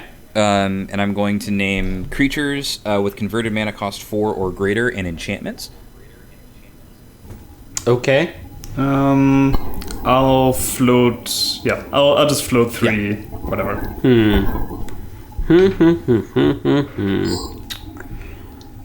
So she's going to the graveyard. 4 or greater. Yeah. That is not the. So hold on a second. What all creatures are dying right now? Crystalline Crawler, Dream Eater, and Twilight Prophet. Okay, and Haunted so- Crossroads. So 3 things are going to die. I will get. It's Zulaport. It's only your stuff. Yep, it is my stuff. Yep. So 1 Zulaport trigger. I only know because I played against that card a lot in Standard. Actually, I'm just going to let it go Okay. because I don't want to lock myself. So Dream Eater's dead. Crystalline Yep. Crawler's dead. Twilight Prophet is dead. And then I'll play Yep. my last card of the turn, Bajuka Bog, targeting your graveyard. Oh, you suck. And I'm out. Jazz. Wasn't me. Okay, well, also take 1 damage and I'm going to gain 1 life from That's the true. Zulaport. You do get that. Okay. So I'm at 36, John's at 20, and Dan is at 24. Yep. Anything And else? I'm out of juice. Go for it. This is where I find out. All right. No. Whose turn is it now? Oh, yeah. It is John's. Should be mine. Okay, yeah. So my turn is fairly straightforward. We got the Forgotten Ancient coming in. 4 to. Yep, let's just. Yeah, you're probably just gonna play out your hand again. Yeah, that's 4 for the Ancient, and then we'll do 3 for. Oh, actually, yeah, that does work. Okay, 3 for Silas, which triggers the Ancient. Yep. Yeah, and we that's should all remember that Urborg is no longer real. No Urborg. Yeah, that's why I hesitated. But Unless I get lucky and draw 1 right now. I also have 1 in my deck too. I might not play it because you have the Cabal Coffers, but it is in here as well. Let's just do all 7. Okay. And let's play Overseer of the Damned, which says Damn. flying. When Overseer of the Damned enters the battlefield, you may destroy target creature. Whenever Okay. a non-token creature and opponent dies, create a tapped 2/2 black zombie creature token. All right. So is Silas going or is the Ancient going? Oh, the Ancient. Oh man, I tried to keep that Ancient. it's This yeah. Ancient then has that will make me truly zombie. been forgotten. I have this little dance going. And then here. I will pass the turn. All right. So we're gonna go to my untap, upkeep, and I'm gonna draw, and I'm gonna reveal a miracle. It's also from Commander 2018. It's Entreat the Dead. Great Return card. X Son of a target gun. creature cards from your graveyard to the battlefield. It's normally XX black, black, black, but I'm going to be able to cast it for X black, black. So we're going to get Here comes the goodies. Dream Eater, Cloud Blazer, and Solemn Simulacrum. I'm so jealous of what you're doing right now. I know. And so I'm going to need to pay 5. So we'll do the stuff that isn't going to hurt me first, I guess. I guess I should use my basics because they're the least flexible. So we'll do 1, 2, 3, 4, 5. There we go. And I'll stack these. We'll do Solemn first to go get whatever basic remains in this situation. Then we'll do the Dream Eater next. So I'll Surveil 4. Like that. Then I will bounce a non-land permanent an opponent controls to its owner's hand. Sure, we'll bounce your zombie. So your zombie is bounced into the abyss. Then I will gain 2 and draw 2. I will play land for the turn. So I'll play Swamp. Oh, and I went up to 38. And then I'm going to cast 1, 2, 3, 4, 5, 6, 7, 8. And I'm going to play Ashen Rider. And Ashen Rider is a 5/5 flyer for 8. It says, when it enters the battlefield, exile target permanent. So I'm going to exile Overseer of the Damned. Yeah, and then I'm going to use Aminatou's minus. And we're going to blink something here. And I think I will blink Dream Eater, because I think fixing my draws is better. So these are all tapped. What's up? Okay, and so we will Surveil 4 once more.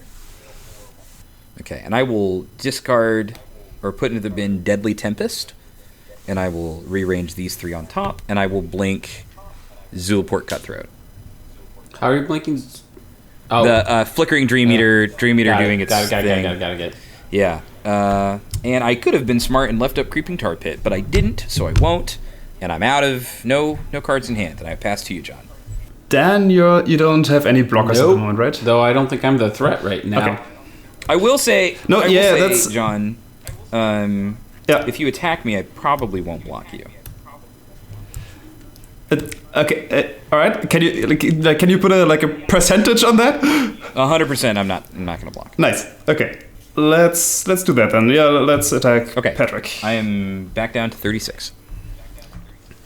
Yeah, and then what we're gonna do is we're gonna cast the Nev's Disc. The disc is back. Let's do it like this. 1, 2, 3, 4. So that's the disc. Then I'll just play out an island for a turn. And I'm thinking, do I need some backup here? Sure. I guess we're I think closing in on the end game here. So You're gonna cast Reyhan again? Let's just for 5 just get the good Abzan back in. Yeah. I'm happy. Alright, that's me done. So we'll do Endrick Sar, Master Breeder first. Okay. Whenever you cast a creature spell, put X1 black thrall creatures tokens onto the battlefield where X is that spell's converted mana cost, and then I'm going to put out Zulaport Cutthroat. So then you get 2 Thralls. Yep, that's exactly what I'm going to do. And look at that, I have the thrall tokens. And with that, pass the turn.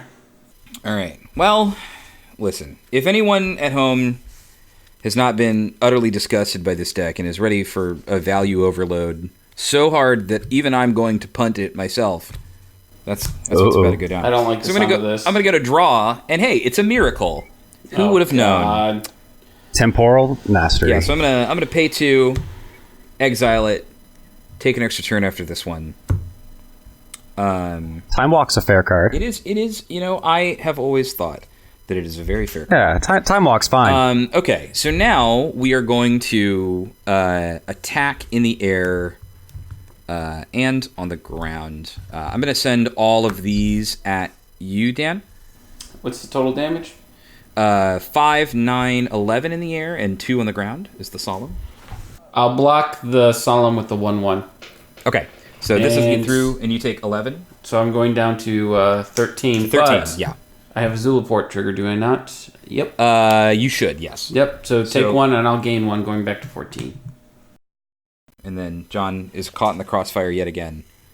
And goes into 13. Okay, I'll cash in Aminatou for what is now the third time. So she has been cast 3 times in the command zone, so it'll cost 9 to bring her back. Yes, that is correct. And we will flicker the Cloud Blazer. As your bouncer come back, I will draw 2 cards off the top of my deck. And then I'm going to... let's see. I'm going to play the old main phase Torrential Gear Hulk.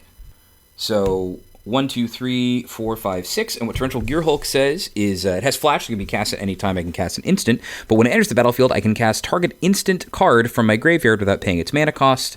If that card would be put into the graveyard this turn, exile it instead. So I only have 1, and that's Ghostly Flicker. So I'm going to cast Ghostly Flicker that says exile 2 target artifacts, creatures, or lands, then return them to the battlefield under your control. So we're going to exile this and cast it. And I'm going to flicker Dream Eater, and I'm going to flicker Cloud Blazer once more. So we're going to stack these like so, where I'm going to surveil, looking at the top 4 cards of my library. So I'm going to cast another Planeswalker that didn't really get her time in the sun. I'm going to cast Narset Transcendent. Oh, my girl. Yeah, Yay. so Narset comes in with 6 loyalty for 4 mana. That is quite a lot. And I'm going Yeah, she's coming back. Oh, yeah. She's coming back in War of the Spark. I am so stoked for a new Narset Walker. Very excited oh for my War of the god. Spark. So, -2 says, whenever you cast your next instant or sorcery spell from your hand this turn, it gains a rebound. So I'm going to cast a card that I didn't know existed for a very long time. 1, 2, 3, 4. And I'm going to cast Aether Mage's Touch. Aether Mage's Touch says, reveal the top 4 cards of your library. I may put a creature from among them onto the battlefield. It gains at the beginning of the end step, return it to your hand, then put the rest of them on the bottom of your library in any order. So this is going to get rebound. So I'm going to reveal Stonehorn Dignitary, Reanimate, Teferi Timebender. Yes, that is the Planeswalker Teferi, the Planeswalker deck Teferi, and Aetherize. So I have to pick Stonehorn Dignitary. It comes into play. It says when it comes into play, target opponent skips their next combat phase. So we'll say, John, these go to the bottom of my library, and this is now in the rebound zone. And then the last thing that I think I'm going to do before moving to the next turn and hopefully being able to finish this all up is cast Mystical Tutor to go find an instant or sorcery and put it on top of my deck. I don't have another extra turn spell to chain or anything like that. Like I said, it's just dirtle around until we can eventually make something happen. So Stonehorn Dignitary comes back into my hand. I'm revealing Aminatou's Augury, and it goes on top. Ah, nice. And then Aether Mage's Touch, we go to my upkeep. This rebounds, and I'm going to choose not to cast it. So it just goes to my graveyard. I will draw Aminatou's Augury for the turn, and we are at just definitely enough mana to do mostly everything. That Solemn Simulacrum won you the game. It has been very, very good. Because without that Solemn Simulacrum, you wouldn't have been able to Torment of Hailfire for a bajillion. Yeah, and shut down everything that's going on. Everything. Like, this Solemn Simulacrum just... This won you the game. All right, so we're going to Narset again, and we're going to give the next spell I cast, Aminatou's Augury, rebound. And hopefully it doesn't matter, but giving this incredibly decadent spell... rebound. I feel like everyone has to experience this at least once. So it says, please do exile the top 8 cards of your library. You may put a land from among them onto the battlefield until end of turn. For each non-land card type, you may cast a card of that type from among the exiled cards without paying its mana cost. So, this is going into this zone, and we're going to reveal Celestial Colonnade, Brago, King Eternal, Brilliant Ultimatum, holy fuck, land, Godless Shrine, Will Kenrith, Mind Stone, Crush Contraband, and Baral's Expertise. Well. You actually got a good spread of card types there. I tried to actually make my deck in a way that made some sense. But I was worried I had taken out maybe too many creatures. So we'll put Brago into play because he's the only creature that can do it. Sorry, we're just it's like I said, it's value overload from here on out. I'll play the artifact. I guess I'll play Crush Contraband and I'll exile Nev's Disc. Yeah, Sure. I figured it was there somewhere. Do you need 2 targets for Crush Contraband, or just choose one or both? One or both. Okay, I always forget. Choose one or both. And then I actually think, because it might be BM, I'm not going to cast the Brilliant Ultimatum, and I'm actually going to choose to cast Baral's Expertise, because it says return up to 3 artifacts and or creatures to their owner's hands. So I'm going to return all 3 of Dan's creatures to his hand. Oh. And then I can play a 4 cost or less from my hand for free, which will be the Stonehorn Dignitary. So you skip your next your next combat step is double skipped, John. Take that. All right. And you guys thought I was bad. Try. And then I'm gonna swing 14 at Dan. Oh, I'm dead. And then 4 at John. Ouch. On the ground. It's a Solemn and a Cloud Blazer. Hey, I can block you can block the Solemn. Sure, right, yeah, let's do that. Solemn is blocked. It's dead. I draw a card. Okay, so next I'll take 2 damage. 1, 2, 3, 4, 5, 6. And I will play Will Kenrith. Will Kenrith, his important ability is going to be his down tick, which says I draw 2 cards. Until my next turn, instant sorceries and planeswalkers cost 2 less to cast. And I'm going to then pay 2 mana to play Kaya Ghost Assassin, because she's a planeswalker and she costs less. Okay, then I will use Kaya's flicker here, I guess, which exile up to 1 target creature. Return that card to the battlefield under its owner's control at the beginning of your next upkeep. So I will return. We'll do Cloud Blazer, and then I'm out of juice. I guess I'll crack this Mind Stone just to say I did it, and then that's it for me, boss. Oh, actually, I didn't think I still get a time. Okay. Yeah, I tried and failed. Okay, so let's, just for show, let's just do this one, this top deck. Come on. Let's see what it is. Wow. A Golgari Rot Farm. That kind of describes my mood at the moment. No, that's okay. I don't know. Yeah, let's. You know what we'll do? We'll transform the Mishra's Factory into a 2/2 assembly worker. And now the question is, do I want to just send him into his doom, or maybe just bounce him with the Rot Farm? That's come on, just play him. You're swinging in. No blocks, baby. No blocks. Nice. I can actually play a. Thing is, it's looking grim in my graphic. Okay, let's actually with the trigger from of the ability from Silas, let's actually play the Altar of Dementia, because that does something. And then I guess I'll play the Rot Farm and just bounce whatever, like this thing. That's me. Okay, all right. Well, then I'll go to my upkeep, where Cloud Blazer will return, and I'll draw 2 cards. I'm sorry. This feels rude to keep going, but I'm gonna do the Aminatou's Augury from exile. Sure. And we're gonna reveal Dovin Bond, Displace, Active Authority, Diluvian Primordial, Fetid Heath, Thought Vessel. Wait, this is all different card types out of just these 6. What would I need for the others? I would need sorcery and something? How many card types are there? Oh, there's 7, right? Oh yeah, I would need like a tribal. That's nuts. Okay, we did not hit a sorcery. All right. Well, I'm gonna throw this stack of cards onto the field, and then I'm gonna attack you for a billion. All right. In response, let's do please. one after the other. First of all, sack Silas to the Altar of Dementia. You mill 2. Infernal Offering and Fractured Identity. They're in the graveyard. Nice. Then we'll sack Reyhan. Do the same for 3, please. Oh wait! Can't you sack Reyhan and then have the counters go to the thing? Is that what you're doing? Yeah. So, you're right. So Reyhan is on the stack. Reyhan is on the stack in response.